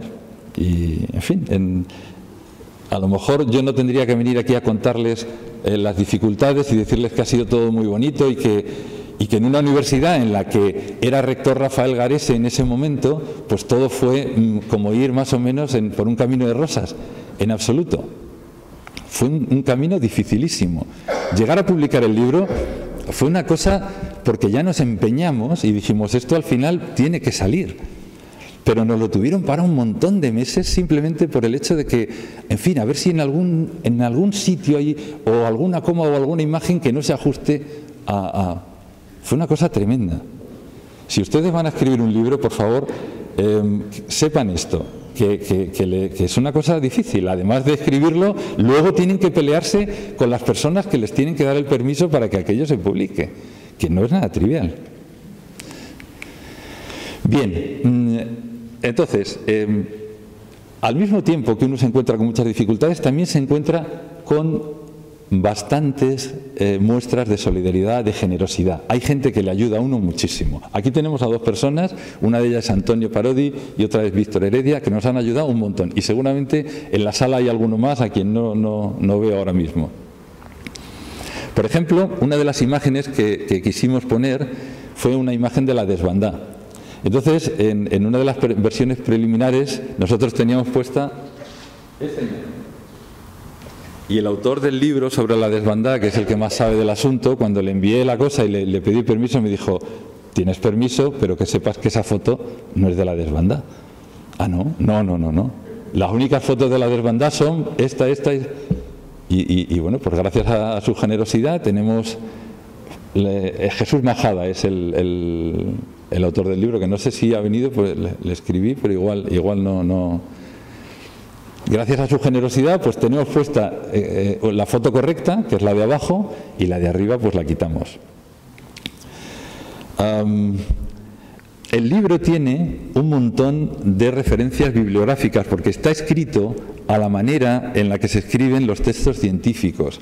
Cuando se hace un comentario sobre algo, se pone la cita en la cual, si el lector está interesado en profundizar o en entender qué es lo que allí se está diciendo, se va a la referencia y mira qué es lo que es como se escriben los textos científicos. Pues hemos incluido y hemos leído 164 referencias, que es una cosa realmente extensa. Yo tengo poco mérito en las científicas o ninguno, porque esas han dependido de María Jesús, que es la que sabe del asunto, y realmente ahí pues nos hemos peleado un montón, porque me decía siempre, pero ahora somos muy amigos y nos queremos un montón, me decía siempre: no me discutas cosas de ciencia, que esas las sé yo y tú no las sabes. Y era verdad. Esto no lo has puesto como yo te he dicho. Bien. Sí, hemos recibido noticias, ya digo, de un montón de gente. Por ejemplo, de aquí de Málaga, en una ocasión contactamos con un señor que era especialista en sellos. Su nombre era Félix Gómez Guillamón, que creo que falleció hace un par de años, me parece. Entonces teníamos unas ciertas dudas sobre el papel que había jugado el cónsul anterior italiano en Málaga, y le escribimos: oiga, ¿por qué en los sellos de inmediatamente terminada la guerra aparecía uno dándole las gracias a Tranquilo Bianchi? Esto, explícanoslo. Pues este señor nos escribió de su puño y letra 2 o 3 cartas diciéndonos: tengo más de 90 años, pero mire, esta es toda la información que yo tengo sobre este asunto. Y eso realmente es emocionante, que un señor de más de 90 años nos escriba y nos ponga a nuestra disposición toda la información que tiene sobre el asunto. Es una cosa realmente que me hubiera gustado. Es la primera vez hoy que estoy en Málaga, y me hubiera gustado pues agradecérselo, darle un abrazo, decirle muchas gracias, qué maravilla. Pero ya digo, creo que falleció hace 2 años, según supe. He visto que hay otras 2 personas que se llaman Félix Gómez Guillamón aquí en Málaga, y no sé si alguno de ellos es su hijo, probablemente. Sí, uno es médico quizá. Sí, a una hija. Bueno, pues hay que si alguno de ustedes tienen contacto conocen a alguna de esas personas, les dan las gracias de mi parte.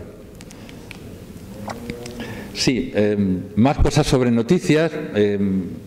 Ahí hay curiosidades que no voy a entrar porque ya es un poco tarde, pero un montón de cosas curiosas que nos han ido llegando. Cuando uno escribe una biografía, verán ustedes, se vuelve un obseso por los detalles y por las tonterías y por las cosas pequeñas. Entonces, un día se me ocurrió pensar: ¿dónde bautizaron a Gabriela? ¿En qué iglesia? Y verán por qué tenía esto interés para mí, porque es que a mí me gusta mucho la música clásica, y a Gabriela también, y a Paco también. Y entonces resulta que esto es Milán.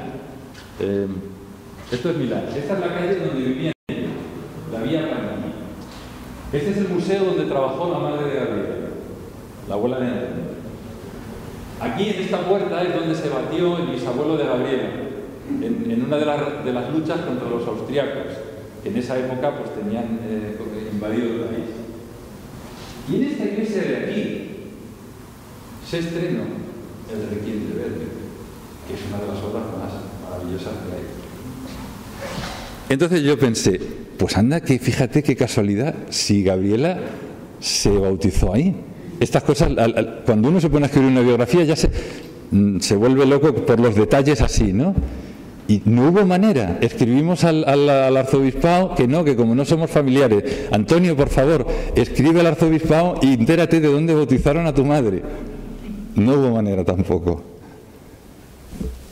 También les tengo que avisar de esto, de que si ustedes escriben una biografía, llega un momento en el que uno se vuelve loco con los detalles. Este es uno de los que no hemos conseguido saber si fue bautizada en la misma iglesia donde se estrenó el Requiem de Verdi. Me hubiera gustado que hubiera sido así. Bien, la portada. La portada, esta es la portada del libro. La portada es una portada, yo creo, bastante valiente.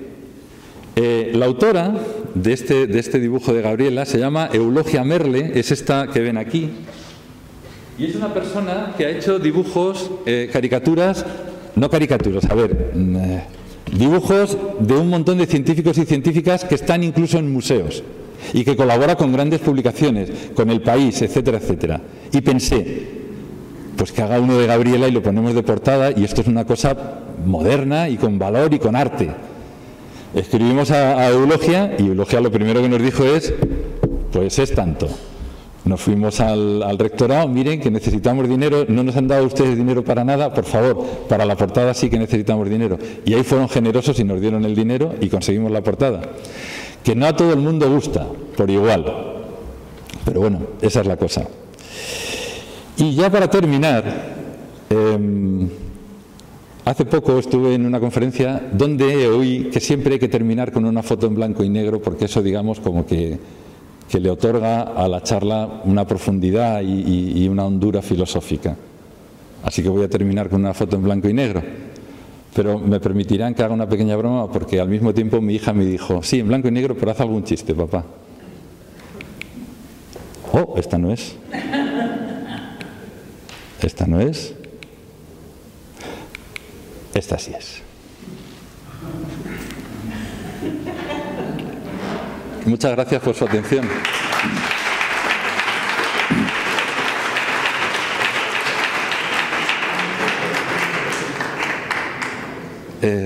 Sí, en las charlas anteriores ustedes no han podido preguntar nada, ni decir nada, pero ahora si quieren hacer algún comentario, comentar alguna cosa, preguntar algo, pues es bienvenida a cualquier cosa que quieran decir. Y yo intentaré resolverlo, y si es científico, María Jesús. Y si quieren ustedes algún libro de estos, pues hemos traído algún ejemplar también.